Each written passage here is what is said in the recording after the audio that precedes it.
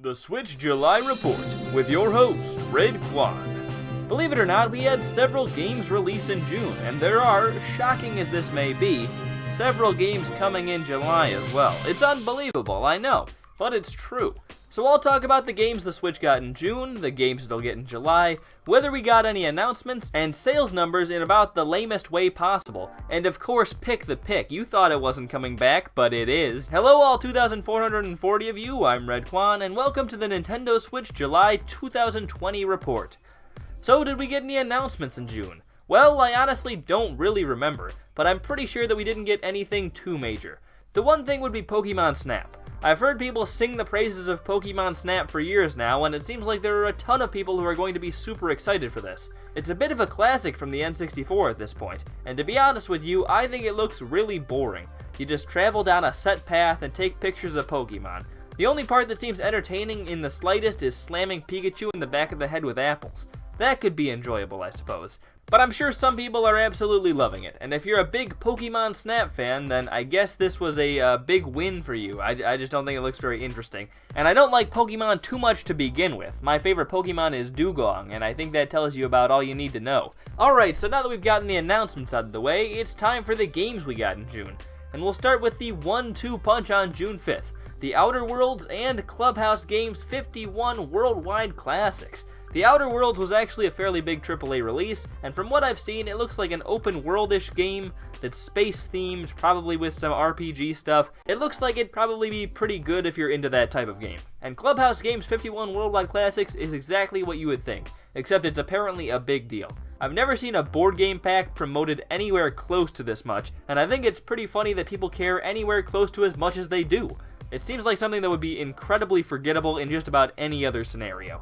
We also got Burnout Paradise, which is a racing game focused on some intense crashing from what I've seen. I don't know, sounds kind of fun. And as for smaller games from June, we have Jump Rope Challenge, which is apparently made by some Nintendo developers at home. And of course, how could we forget Cross Mitten? You know, that sport Cross Mitten that's just blowing up right now? Not badminton, Cross Mitten? You say you've never heard of it? Well, yeah, you would say that because you're a liar. It's blowing up right now, and today you can play the digital version. That might be the most pained face in video game history right there. She looks like she's not doing well. And we've also got a summer with the Shiba Inu. You ever want a summer focused around the specific breed of dog, the Shiba Inu? Well, here's your chance. I'm joking around a little bit, but reading it actually sounds pretty cool. It's like a mystery thriller with some high-stakes landmass shaking consequences, and they wear shirts too, so you know, it's not all fun in games. Also, I just think it's worth mentioning that one of the features the game lists for itself is that there's a dedicated button for barking.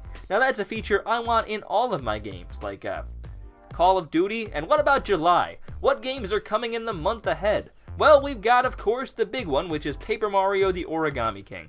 I really like the Paper Mario games, and it's great that we're going to be getting another one. And while it's difficult to say how well it'll achieve Paper Mario-ness, we did get some footage in the past month, and I think it looks pretty nice. It's not exactly like the old games, and I know that's disappointing to a lot of Paper Mario fans, and I do wish it had more of the partner aspect of the older games, but I think the battle system looks unique and pretty interesting, and while I know a lot of people think it's stupid that they focus on paper all the time, I honestly think it's kind of funny. Obviously, don't do it at the expense of gameplay, but I'm a big Tape fan. I think he's great. That's a good boss. I don't know what to tell you. I just hope they can get the story and characters to work as well as the earlier games.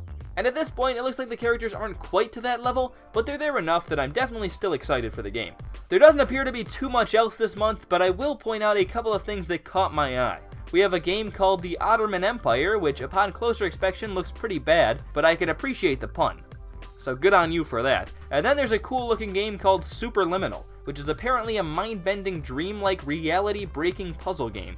I think it looks really cool, and it reminds me of a less spooky version of that Silent Hill hallway demo thing from like 2014. You know, that Konami canceled so they could work on Super Bomberman R. Anyways, looks pretty cool. And now it's of course time for Pick the Pick. Try to guess the actual name of this game.